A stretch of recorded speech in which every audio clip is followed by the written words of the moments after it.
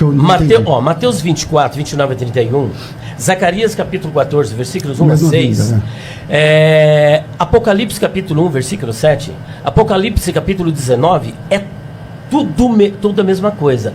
É o retorno glorioso. E tem algo em comum. Ele está voltando com as nuvens. E ele pisa aqui na terra.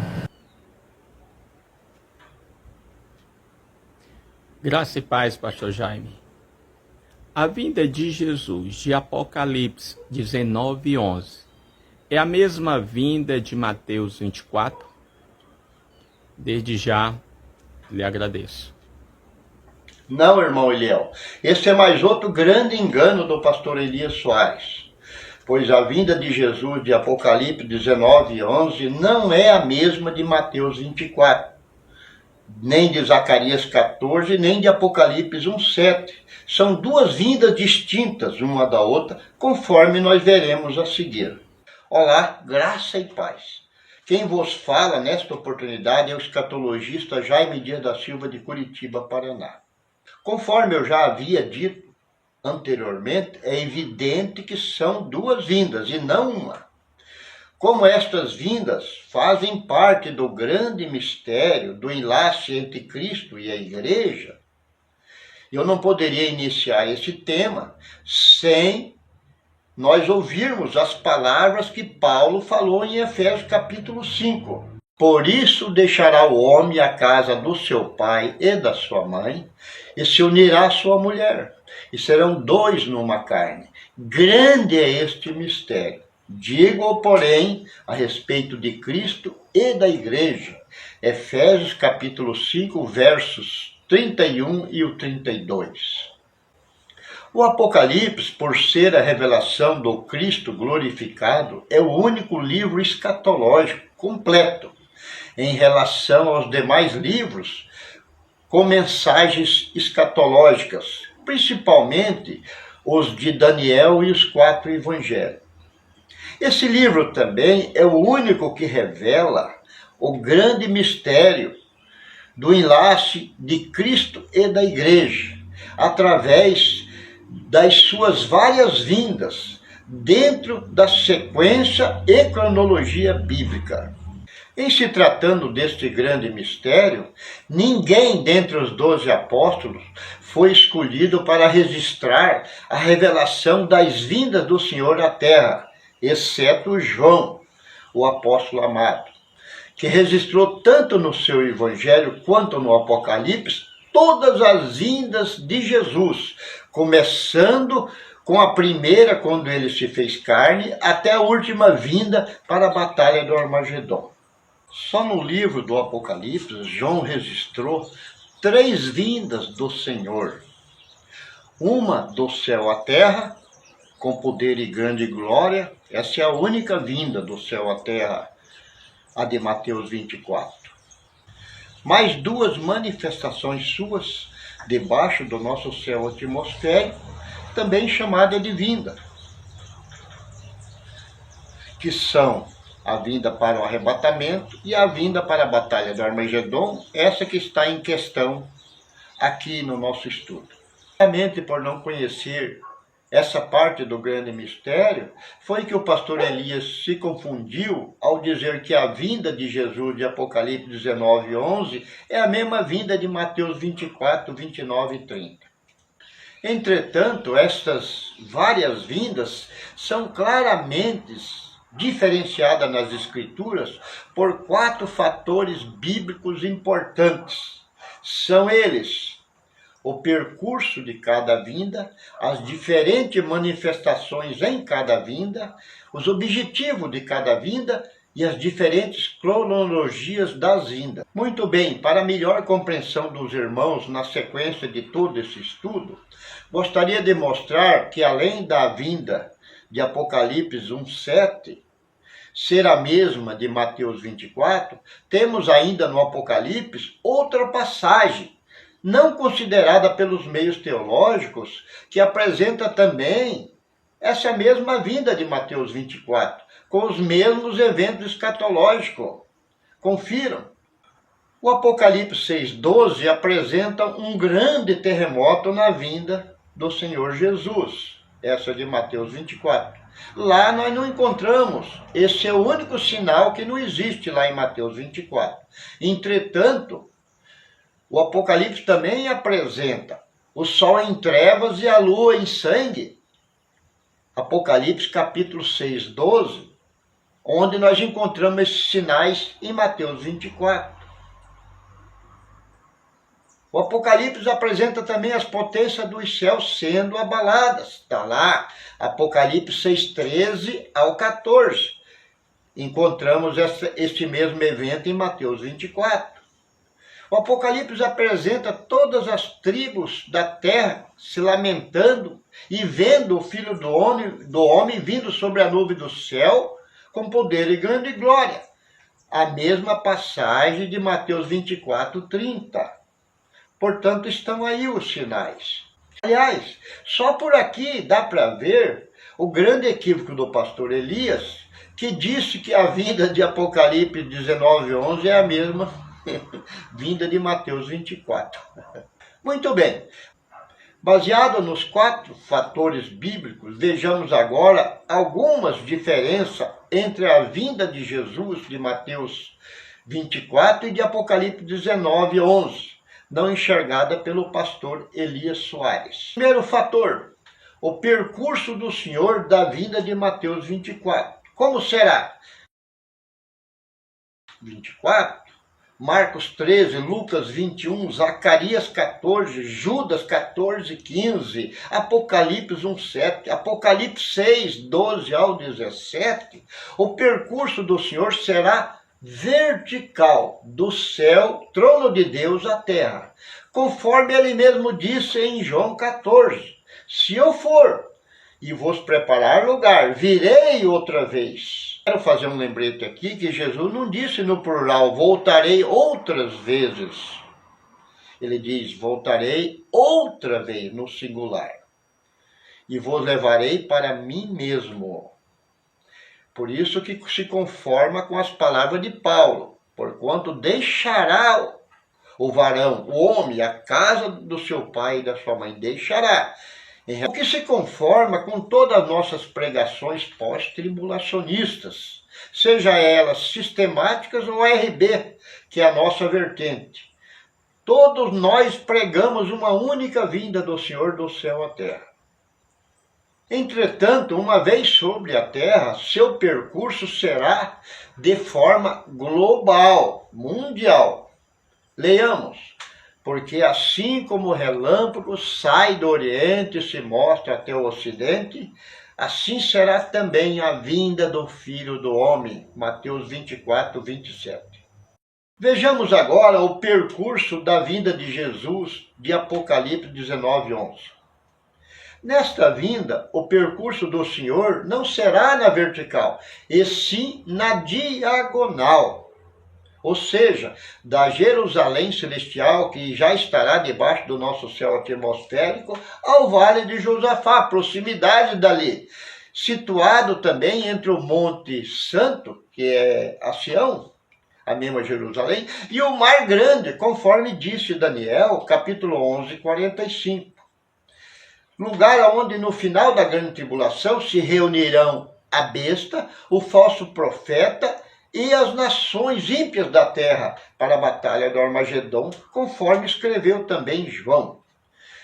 E os congregaram no lugar que em hebreu se chama Armagedon, Apocalipse 16, 16. Conforme temos pregado em quase todos os nossos vídeos, nesse tempo a Jerusalém celestial já estará estabelecida sobre o Monte de Sião, conforme as várias referências bíblicas. Isaías 2:2, Miqueias 4:1, Hebreus 12, 22 e o 23, Apocalipse 14, do 1 ao 5.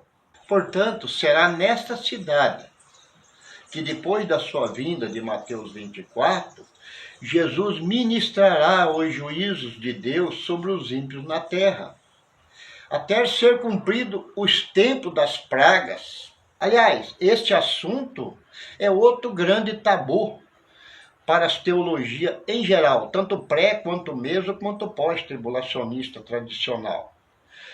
Porque Por séculos, eles pregaram ao povo de Deus um apocalipse estilo miojo, instantâneo, imediatista.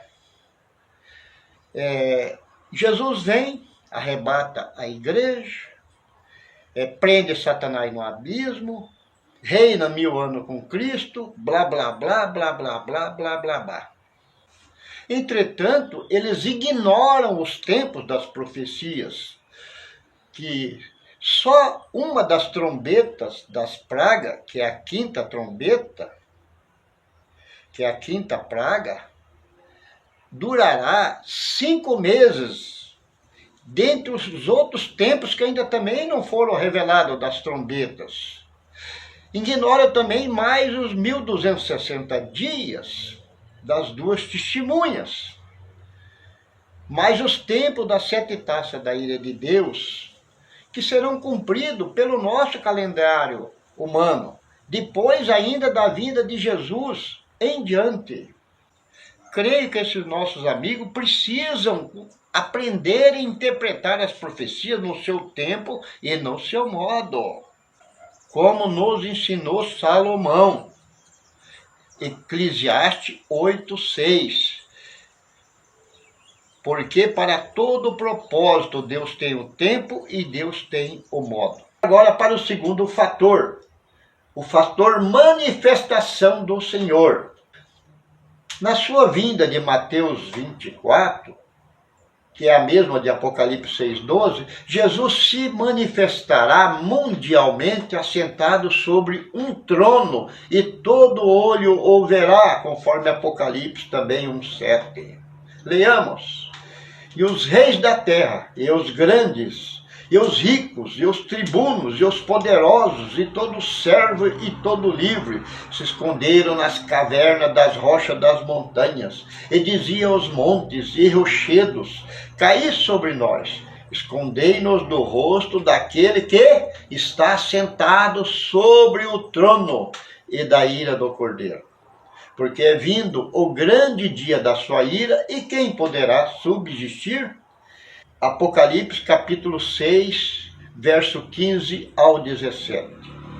Já a manifestação do Senhor na passagem de Apocalipse 19:11 não será mundial, mas sim local. Jesus se manifestar-se-á sentado sobre um cavalo branco, seguido dos exércitos do céu, montado em cavalos brancos. E somente os habitantes da região de Jerusalém ao Mar Grande é que verão. Leiamos. E viu o céu aberto, eis um cavalo branco, e o que estava sentado sobre ele chama-se Fiel e Verdadeiro, e julga a peleja com justiça. Apocalipse 19:11.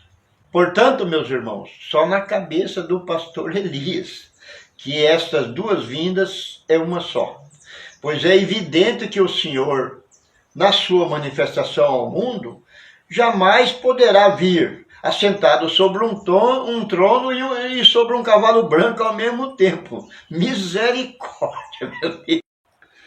Vamos então para o terceiro fator, que são os objetivos do Senhor em sua vinda de Mateus 24. Este é outro grande segredo que faz parte do grande mistério.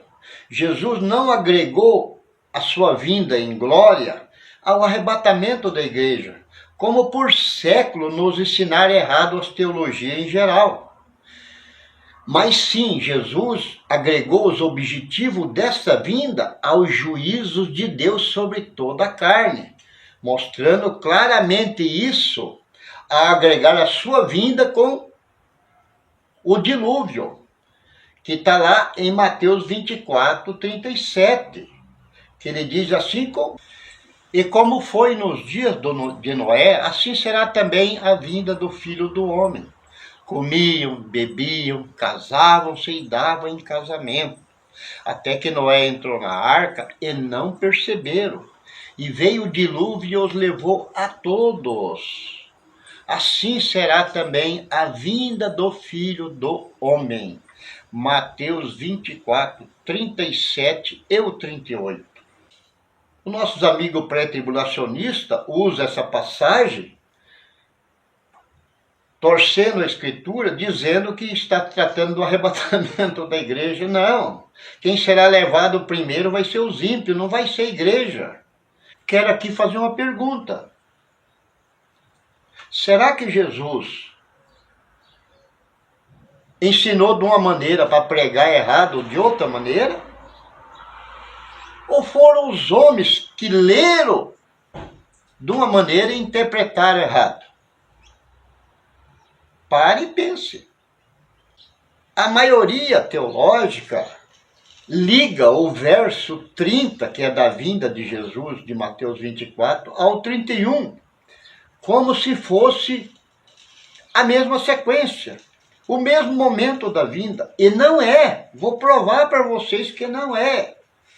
Pois, em se tratando de profecia, uma vírgula, um ponto e vírgula, e até mesmo 2 pontos, muitas das vezes mostra a diferença de mais de 2000 anos entre um evento e outro. Vejamos o que disse Daniel. Mas nos dias destes reis, o Deus do céu levantará um reino que não será jamais destruído, e não passará a outro povo. Pergunta: quando foi que Daniel trouxe essa profecia a Israel? Não foi 600 anos antes da vinda do Messias? Só que nós temos 600 anos de diferença. 600 anos na frente, o Messias chegou, inaugurando o seu ministério terreno. Ele diz: é chegada a voz do reino dos céus. E Daniel, continuando a sua mensagem, disse: esmiuçará. E eu pergunto, quando foi que Cristo literalmente esmiuçou o reino de Satanás? Tem pessoas que não sabem discernir a obra de Cristo quando ele fez a obra espiritual, que ele desceu aos infernos, tomou a chave da morte e do inferno da mão de Satanás, que é a obra espiritual naqueles dias, com a obra literal, que será escatologicamente falando nos últimos dias. Então, de Cristo até os nossos dias, já se passaram quanto? 2000 anos. Que Jesus ainda não esmiuçou o reino de Satanás. Porque a minha escritura diz que o mundo jaz no maligno. Mas como que Jesus esmiuçará o reino de Satanás? Agora na sua próxima vinda, de Mateus 24, com poder e grande glória, aonde através das pragas das trombetas e o derramar da ira de Deus e a batalha do Armagedon, ao final dela ele esmiuçará o reino de Satanás. Aí Daniel continua a sua mensagem: e consumirá todos estes reinos. Mas quando é, pastor Jaime, que Jesus consumirá todos os reinos de Satanás? Somente no final do milênio, depois de lançar o diabo, a morte e o inferno no lago de fogo e enxofre, conforme também disse Paulo. Leiamos. Depois virá o fim, quando houver entregado o reino ao Deus e Pai, quando houver aniquilado todo o império, toda potestade e força. Ora, o último inimigo que há de ser aniquilado é a morte. 1 Coríntios 15, 24 e o 25. Então Jesus precisa sujeitar o inimigo aniquilando no lago de fogo. Aí sim ele consumirá toda a obra do mal na face da terra. Só aí vai mais 1000 anos para frente para ele fazer isso. Continuando Daniel a sua mensagem, ele diz: e será estabelecido para sempre. Daniel trouxe aqui uma mensagem seguida por vírgula, por ponto e vírgula, mostrando os vários hiatos de tempo que existem entre um evento e outro, meus irmãos. Por isso que está aí essa confusão na cabeça dos teólogos que dizem que conhecem escatologia. Portanto, meus irmãos, embora seja apenas um pequeno espaço de tempo entre a vinda em glória e o arrebatamento, porém essa diferença está também em Mateus 24, como nós temos falado, entre os versos 30 e o 31, onde haverá um hiato de tempo separando os dois eventos, tanto a vinda quanto o arrebatamento. Então, em Mateus e Marcos, Jesus pregou uma mensagem indireta, uma mensagem em parte. Ele não mentiu, e ele não pode jamais mentir. Ele pregou em parte.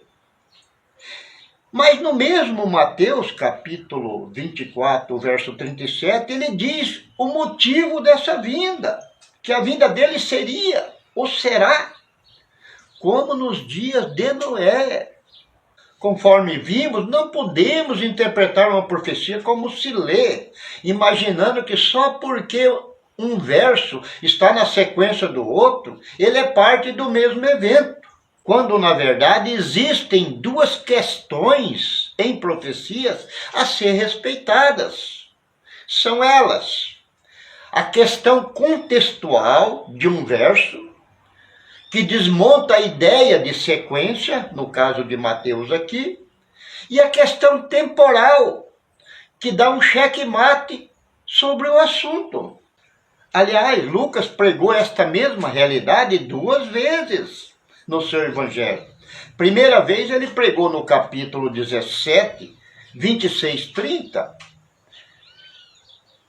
Nesse capítulo ele agregou a vinda a 2 eventos que ocorreu o juízo de Deus. O juízo de Deus ocorreu através do dilúvio, ele fala lá, e ocorreu também sobre Sodoma e Gomorra. Não vi nenhum arrebatamento aí. Já a segunda vez que ele mostrou a vinda do Senhor em glória, capítulo 21, 27, ele mostrou separada da vinda do arrebatamento, que é o verso 28. Ele agregou a vinda, não a esse arrebatamento iminente, como pregam as teologias, mas a um espaço, a um hiato de tempo, um intervalo, quando depois de apresentar a vinda do Senhor, ele afirmou que a redenção da igreja ainda estava próxima, não é nessa vinda. Eu sei que muitos que estão assistindo esse vídeo aqui podem até estar escandalizados com as novas apresentadas por nós, pois estão ouvindo pela primeira vez. Ora, se todos já pregassem isso, não é nenhuma novidade, não é nenhuma revelação prometida para os últimos dias, que nem o Senhor prometeu no livro de Daniel, capítulo 12, está lá no 8, 9, por ali. Vai, Daniel, porque essas palavras estão fechadas e seladas até o tempo do fim. Mas o Senhor prometeu revelar no tempo do fim para a igreja espiritual.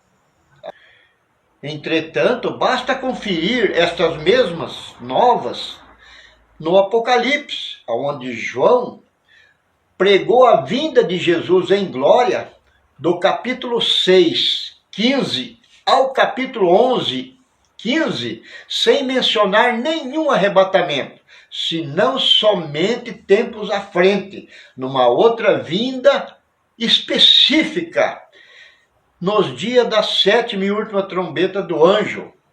Somente nesse tempo é que João menciona a chegada dos tempos dos mortos, Apocalipse 11, 18, que é o mesmo tempo da ressurreição do último dia. Conforme vimos, João nos mostra claramente que os objetivos do Senhor na vinda de Mateus 24 serão a assinalação das primícias de Israel, que são 144 mil israelitas, Apocalipse 7, e a execução do juízo de Deus na colheita primeiro do joio, através das trombetas das pragas, conforme também ensinou Jesus. Leiamos. Deixai crescer ambos junto até a ceifa, e por ocasião da ceifa direi aos ceifeiros: colhei primeiro a igreja ou o joio? Primeiro o joio, atai em molhos para o queimar, mas o trigo ajuntai-o no meu celeiro. Essa preposição mais aqui, ela alude o termo depois o trigo será juntado no meu celeiro. É isso que acontece. Aliás, numa de suas cartas, João exortou a igreja a permanecer firme na palavra, para não ser confundido nessa vinda em glória. Leiamos. E agora, filhinhos, permanecei nele, para que quando ele se manifestar, tenhamos confiança e não sejamos confundidos por ele na sua vinda. 1 João 2:28. Irmãos, vai haver multidões de cristãos que verão os sinais da vinda do Senhor. Também verão o Senhor vindo sobre as nuvens do céu com poder e grande glória. Porém, nessa vinda ele não levará ninguém, pois Jesus não prometeu nenhum arrebatamento nela. Quem prometeu isso foram os sistemas religiosos, através dos seus teólogos PhDs, através dos seus eruditos, que diz que entende escatologia. Eles que interpretaram mal as profecias que passaram para nós. Mas, pastor Jaime, qual é a razão, o porquê que Jesus não arrebatará sua igreja agora na vinda de Mateus 24, deixando a sua noiva passar pela ira de Deus? A resposta é simples, meus irmãos.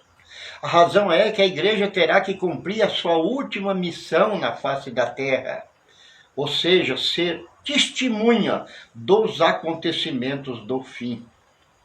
Pois assim como aconteceu no Egito, quando os hebreus testemunharam tanto o seu livramento no meio das 10 pragas, quanto a ruína dos egípcios nas pragas e no Mar Vermelho, Êxodo capítulo 11, 6 e 7 e 14, 13 fala sobre. De forma semelhante também, nos dias da ira do Cordeiro, a igreja precisará estar presente no cenário mundial para testemunhar tanto o seu livramento em meio das pragas, quanto a destruição dos ímpios nas pragas, conforme as Escrituras, meus irmãos.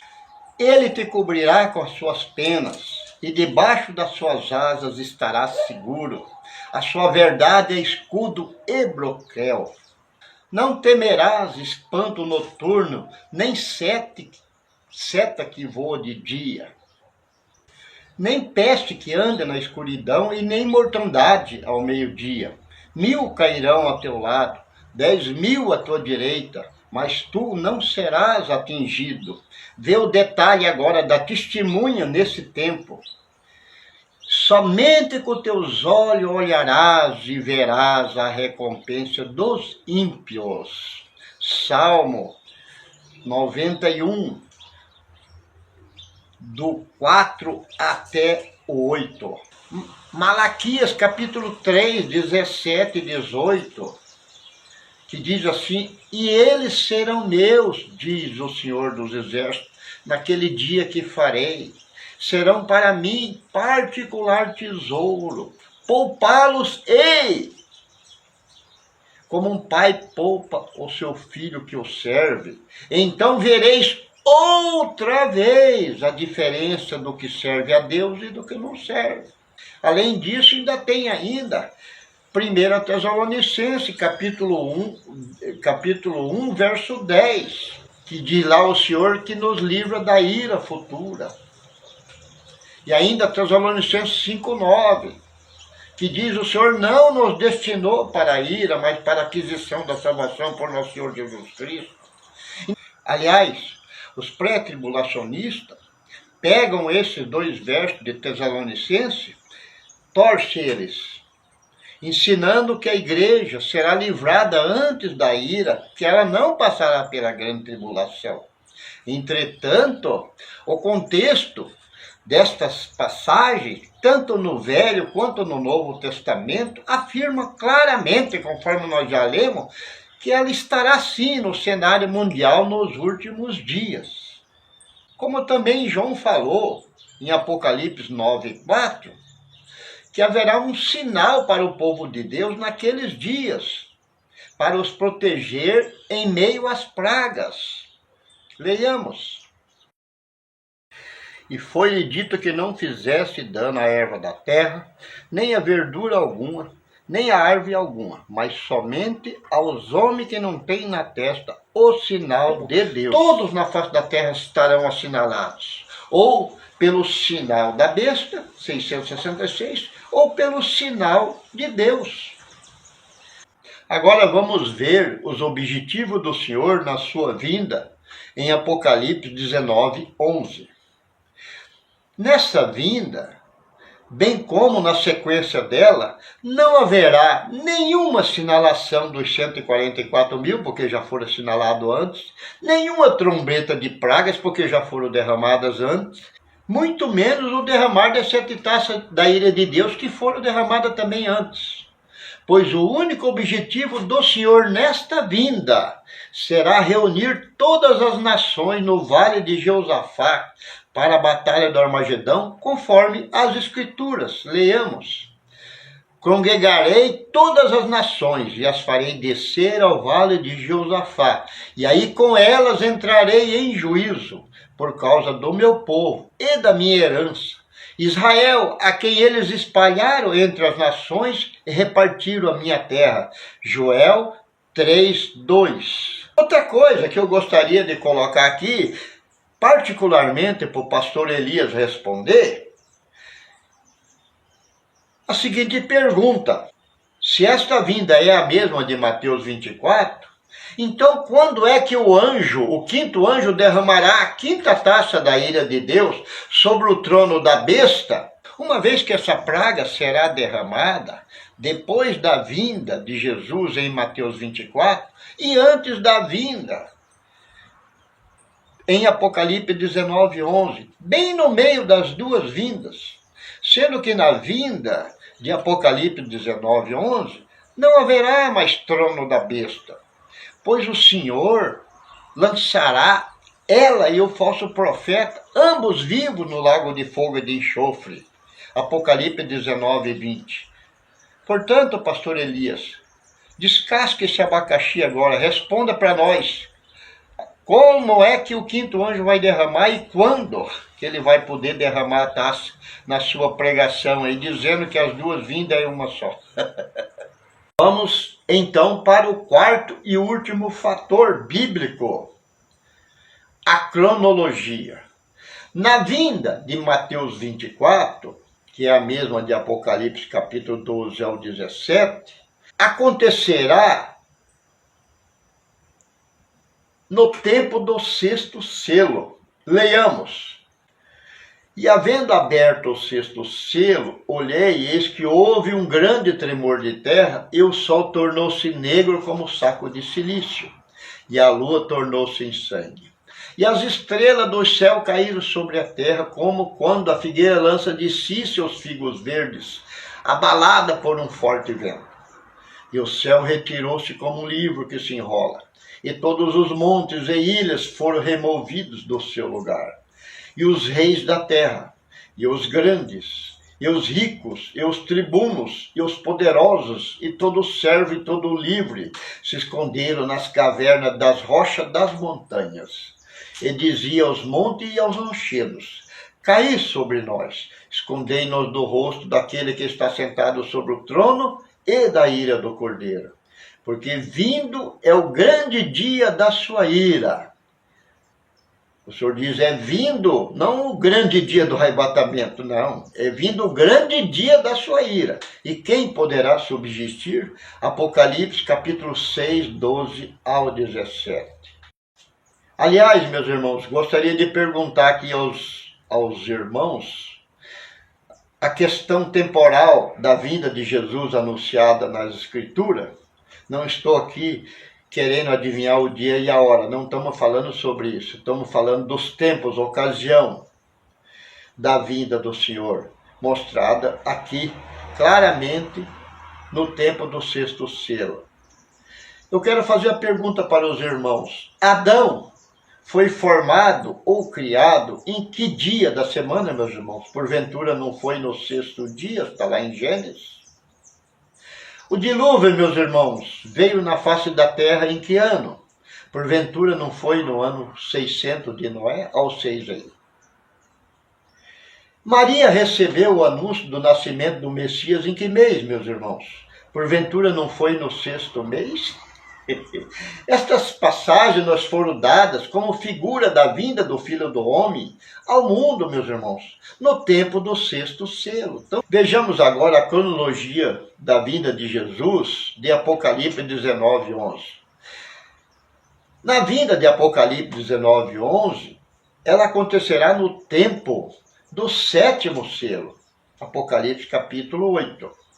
Aliás, Deus acabou toda a obra da criação, porventura não foi no 7º dia? Gênesis capítulo 2.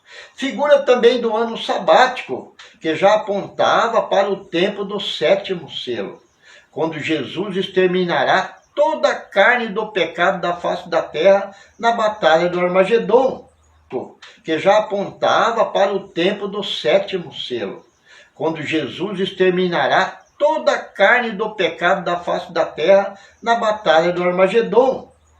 Como também profetizou João Batista lá no Jordão, no batismo de Jesus, apresentando o Senhor ao povo e dizendo: eis aí o Cordeiro de Deus que tira o pecado do mundo. É nesse dia que ele tirará o pecado adâmico de toda a carne corruptível adâmica do mundo.